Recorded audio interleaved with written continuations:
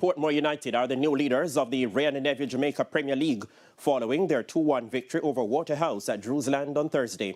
Waterhouse, who haven't won a game in their last 5 outings, fell behind in the 16th minute when Tej Bryan gave Portmore the lead. They held the advantage for 5 minutes before Colorado Murray pulled the home team level. However, Stephen Young ensured Portmore would not leave without the points, and he handed them the win in the 34th minute.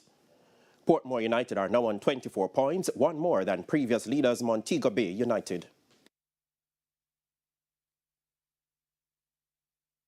It was a tough game, you know. Really proud of the players' effort here tonight, to come here in a hostile environment against a very tough Waterhouse team.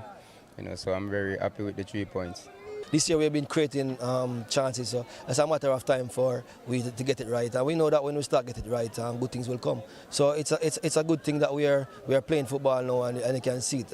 Now we are moving the ball a lot more faster. Our transition play a lot more quicker. But and the end product, we're just not coming up lucky. Meanwhile, Malines United scored their first victory of the season after beating title holders Cavalier 1-0.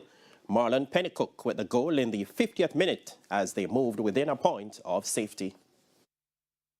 It's a very proud moment now.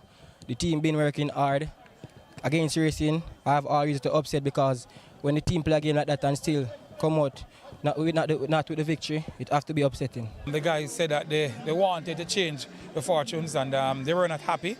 The club was definitely not happy as well.